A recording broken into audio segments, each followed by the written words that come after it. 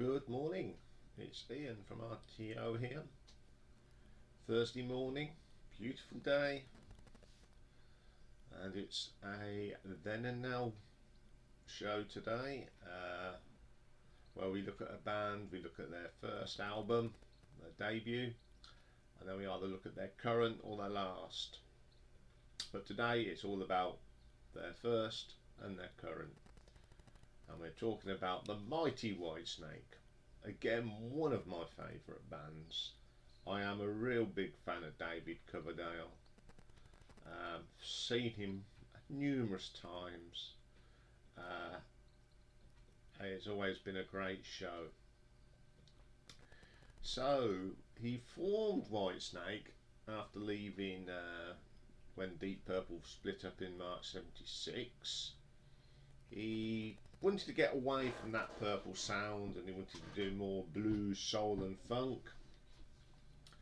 And he got in with Mickey Moody and they were looking for drummers. It's funny enough, Cozy Powell was thought of back in them days. Also Neville Galley, who actually ended up in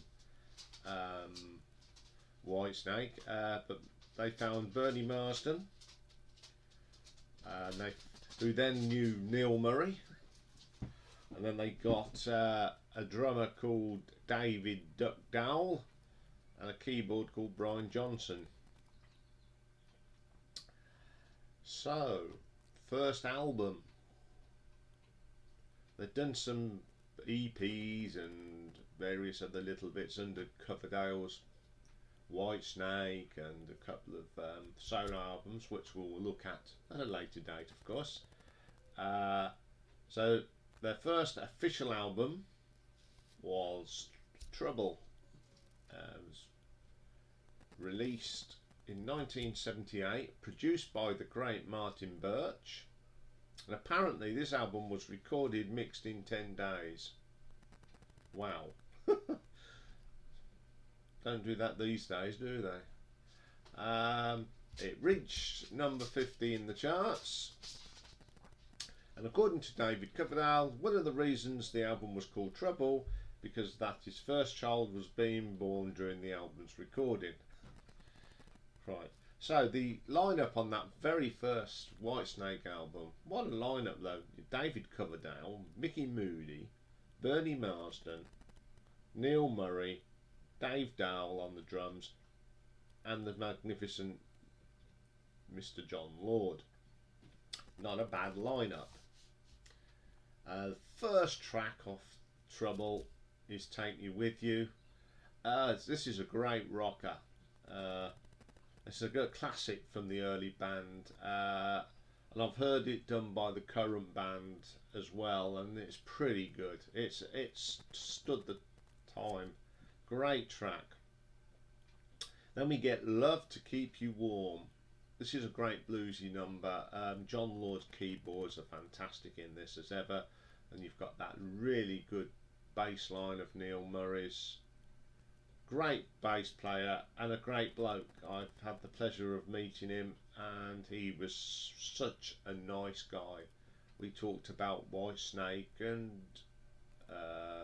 Bow Wow and his involvement with M3, and because Mark Stanway did the keyboards, so we was talking that Mark Stanway said it was very hard learning John Lord's keyboard bits because he's such a brilliant keyboard player, which I thought was really nice.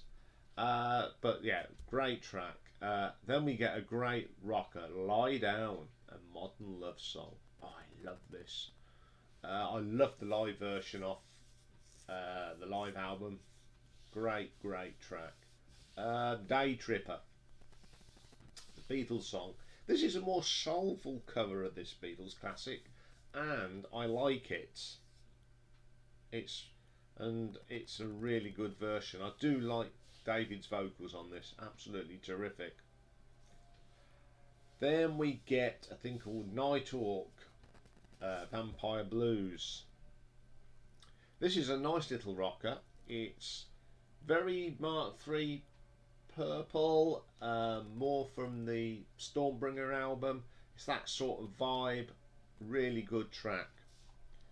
That was the last track on side 1, and we flip it over to side 2. First track, The Time Is Right for Love. Again, this is a track that's sort of left over from them Purple days.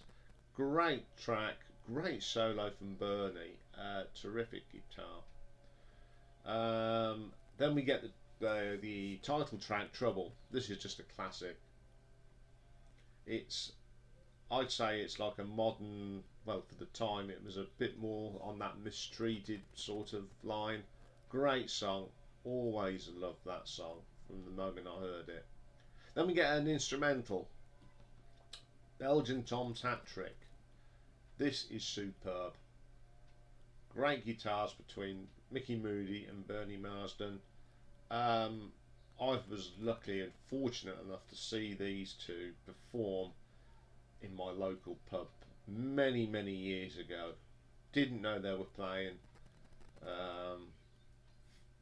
And Zach Starsky on drums. It was a great night, and they are fantastic. Belgian Tom's Hat Trick is a great track. They just play off of each other. Brilliant. Free Flight. It's probably the weakest song on the album, but it's not too bad. Bernie Marsden takes the lead vocal. I don't mind it. Then we get Don't Mess With Me, the last track. Solos from both Mickey Moody and Bernie Marsden. Absolutely out the top drawer. A cracking debut album as far as I'm concerned, and it's an album that I really like and I play. But what did everyone think of it? The reception from the was a little bit mixed. All Music gave it out a 6 out of 10. I couldn't find any other reviews on it, but you know, 6 out of 10 is not bad. So let's have a look at it, a critical look at it. Song quality, some great songs on here. It produced some classics from the from this era. You know, Trouble's a classic, and Take Me With You. So I'll give it a 4 out of 5 for song quality. Production. Martin Birch was truly a great producer, and for 1978 the production on this is absolutely spot on. I've got no complaints. It's clear, it's not tinny, it's a good rock album considering, you know, for 1978 what technology they had then. He used it to the best ability. So I'll give it a 4 out of 5 for production. Okay, then we'll look at the reception. It was mixed. I mean, it only charted at number 50. So I'll give it a 3 out of 5. So that gives a grand total, an RTO total for Trouble by Whitesnake of 11 out of 15. So let's move on. A massive 41 years to May 2019. The 13th album by Whitesnake. The sound had totally changed. The lineup was, of course, totally different. And the album was Flesh and Blood. Now you've got these people that think there's only one Whitesnake, and that's the post, you know, between up until Slide It In. Anything else is not Whitesnake. It is Whitesnake because David Coverdale's there. It's his band, and I love both. I like all Whitesnake. Okay, the sound has changed, but they've gone from a blues band to a great rock band. You can't go wrong. So on this album we have got, of course, David Coverdale, Reb Beach, really good guitarist, Joel Holstra, Michael Devane on the bass, and the brilliant Tommy Aldridge on the drums. Great drummer Tommy Aldridge is. Ex-Pat Travis, played with Ozzy, of course. Great drummer. Seen him every time I've seen Whitesnake, he has been on the drums, and he is terrific. And then we got Michael Lupi on keyboards. This was produced by David Coverdale himself, Reb Beach, Joel Helstra and Michael McIntyre. Don't think it's nothing to do with the comedian. He wouldn't know one end of a microphone and a mixing desk if he tried. Sorry Michael, but there you go. Okay, tracks on here. First one, Good to See You Again. Love that opening riff, great solo. Unfortunately, poor old David's voice is starting to sound a little groggy. And I'm not having a dig at him at all because he gives it 100% all the time. I think it's just his age. But it's still a great track. Gonna Be Alright. Solid, nice solo again. Red Beach, really good guitarist. David sounds not too bad on this. I think he just struggles with them high notes these days. Then we get Shut Up and Kiss Me. This hankers back to the good old days, and David sounded absolutely brilliant on that track. I love that track. It's a bluesy sort of number. It's nice that he goes back now and again and puts a track on an album that's from that sort of days. Hey, You're Gonna Make Me Rock. Great Coverdale song. Great rocking solo. Great riffs on this. Always and Forever. Another of them more traditional Whitesnake songs. It's a great track. David sounds fantastic on this one. When I Think of You, Colour Me Blue. I don't like this. There's one thing I don't like about Whitesnake now, and these commercial love songs. I just do not get on with them. Is This Love? I can't stand. Now You're Gone? I can't stand. I don't like this one either. I just don't like them. Whitesnake to me is dirty rock and roll, regardless of what era. We don't go slushy. Leave that to other bands. Just play rock. That's enough of me ranting. Next track, Trouble Is Your Middle Name. Love this. Total contrast from the previous track. This is proper Whitesnake. It's the modern rock Whitesnake, but the lyrics from Coverdale are them old-fashioned, dirty, bluesy sort of thing. I mean, a friend of mine used to call Whitesnake a bit of cock rock. It's all, it's very innuendo-y in that, and it's great. Title track, Flesh and Blood. Great. David's voice is really good on this. It's not there's no high pitched on it, and his voice is his thing. He's doing, I think, what Ian Gillan does. Don't try and hit them high notes and just sing a solid song. Brilliant. I Never.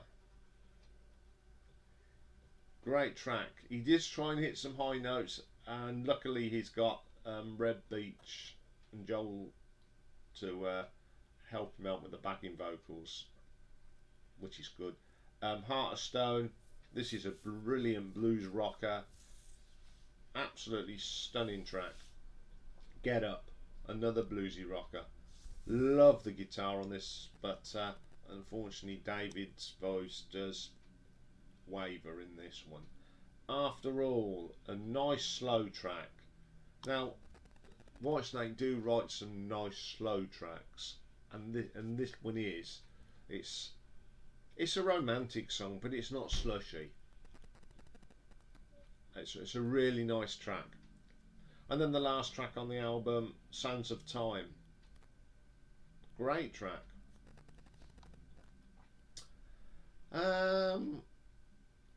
Reception. Oh, it went down really well. I mean, it got to number 7 in the album charts in 2019, which isn't bad considering what else rubbish is in the album charts. Loudwire named it one of the top 50 best rock albums of 2019. But I think the best quote was Phil Wilding from Classic Rock. Felt that listeners, hoping that the new Whitesnake album record will recall David's smoky Lovehunter past, should look away now. But for those that want something to listen to while driving with the top down, this is the Whitesnake you want to have, which I like. So let's have a look at it in a more critical way. Song quality. David still writes great songs, and you've got this new guy Joel Osaka. He's a good songwriter. He writes 5 with David Coverdale on this album. He knows how to put out a good tune. So I'll give it a 4 out of 5. Production. Excellent production. Always is. One thing, I've never had a Whitesnake album that's had bad production. David is he's very passionate about his music, and he won't put out anything that doesn't sound 100%. So production gets 4 out of 5 as well. And reception. Everyone likes it. To get to number 7 is absolute brilliant. I mean, it got higher than I think some of the other ones, so it is a great achievement. I love it. I think it's a great album. It's probably one of their best albums in this new period. So I give it a 4. So it's 4s all round for this album, which gives us 12 out of 15. Really good score. So it just beats Trouble, but by 1 point. And they are both great albums. Great start, and they're still strong today. So how did we get from Trouble to Flesh and Blood? Well, second album, Lovehunter, 1979, got to number 29 in the charts. That was a solid album, and of course it produced the brilliant Walking in the Shadow of the Blues, one of my favourite tracks by Whitesnake, and the title track, Lovehunter. Mickey Moody, he's brilliant on that. Then come 1980, we had a change in personnel. Out went David Duck Dowell, and in came Mr. Iain Pace. So you've got 3 members of Deep Purple in Whitesnake. Pretty cool, and this was a great time for the band. First album they put together, this band, was 1980's Ready and Willing.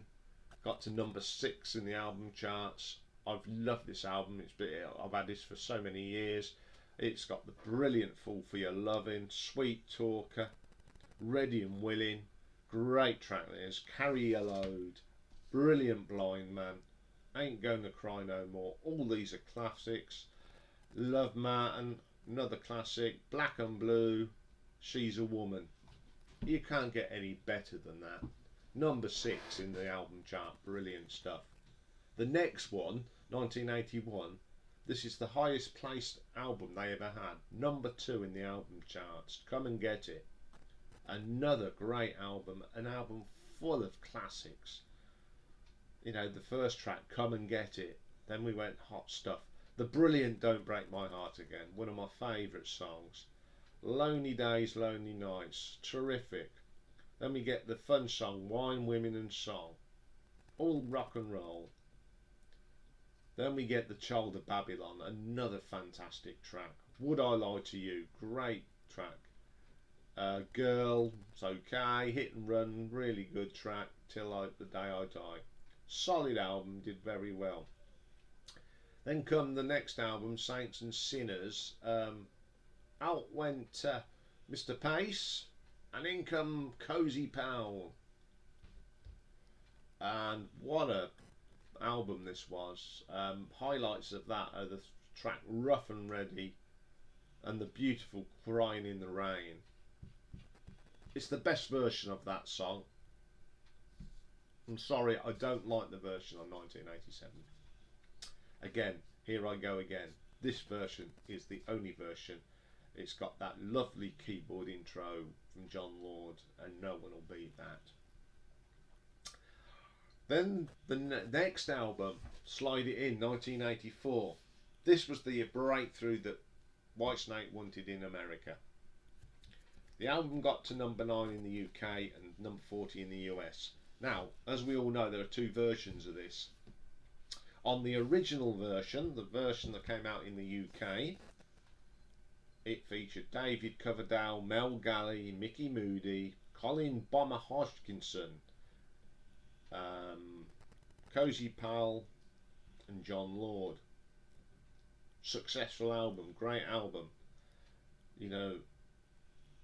But he wanted to break America, and he got a deal with Geffen, and they wanted it a bit more rough and ready and a different sound. So out went Mickey Moody, out went Colin Hodgkinson. By this time, John Lord had left to go and reform Deep Purple. So they brought in John Sykes, ex Thin Lizzy. Neil Murray came back in, and they brought a keyboardist in called Bill Kumo.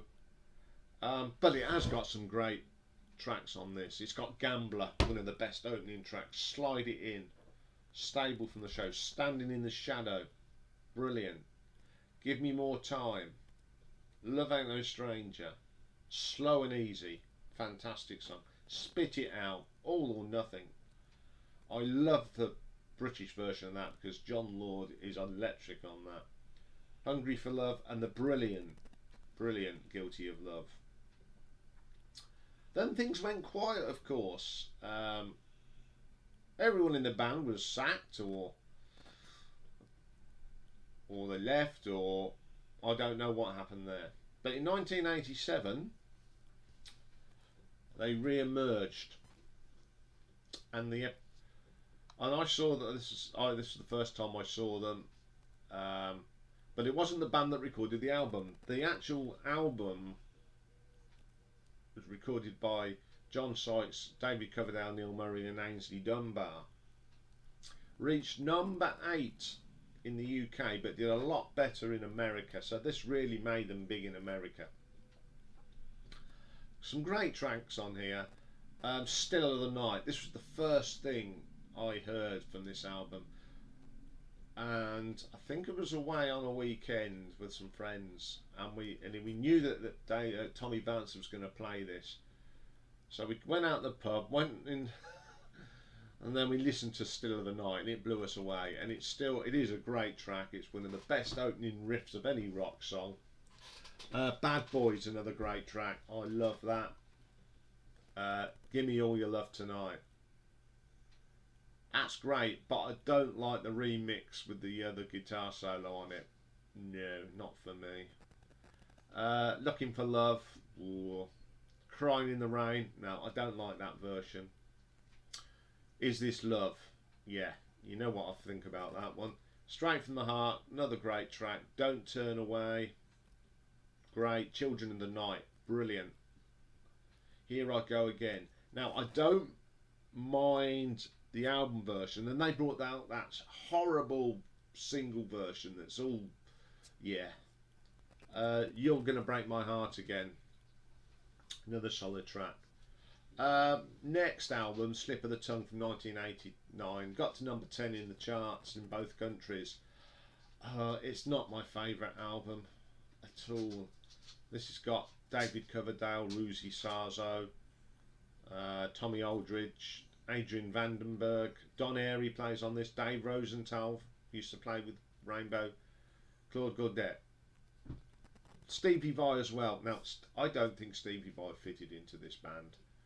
This band did not suit Stevie's guitar work. And the only song on that album that I really love is Judgment Day. The rest of it, pretty weak. I mean, I saw them on at Donington that year, and I must admit it wasn't the best Whitesnake concert I'd been to. Yeah, just Stevie Vai. I mean, Adrian Vandenberg was brilliant. Tommy Aldridge, great. Rudy Sarzo, but Stevie Vai, and he just didn't. He looked out of place.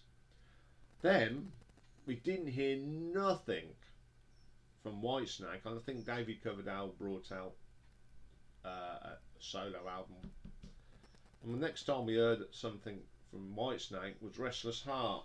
Now, David wanted to put this out as a solo album, but the record company insisted it was a Whitesnake album. There's nothing on there that really floats my boat. Got David Coverdale on it, Adrian Vandenberg, Guy Pratt, who's obviously played with Pink Floyd, and he's been playing with Nick Mason on the Soulful of Secrets tour. And then we got Denny Cosmizzo and Brett Tuggle. Never heard of them. And he got to number 34. Then we had to wait till 2008 for another album, Good to Be Bad. Not a bad album actually, got to number 7. This lineup again, different, totally different. David Coverdale, Doug Aldrich came in, first appearance of Red Beach. Timothy Jury on keyboard, Uriah Duffy the bass, Chris Frazier on drums, never heard of him. Best song on that album is Summer Rain, Best Years in Summer Rain, great tracks. Then 2011 we had Forevermore, got to number 34. Again, a bit of a train round. David Coverdale, Doug Aldrich, Red Breach. Then Michael Devine comes in on bass, and Brian Tichy on drums. This has got some great tracks on it. My favourite is Steal Your Heart Away, and Love Will Set You Free. It was very, very much going back to the old days. Then they reappeared again in 2015 for the Purple album. It's not too bad. First appearance of Joel Hestra, Michael Devine's there, Tommy Aldridge, Red Beach and David Coverdale. It's got all the classics on this album. Burn, You Know, You Fool Known One, Love Child, Sail Away, The Gypsy, Lady Double D, Mistreated Holy Man, Might Just Take Your Life, Keep On Moving, Soldier of Fortune. Now, I saw them in a little package tour that year when they played with Black Star Riders, Whitesnake and Def Leppard.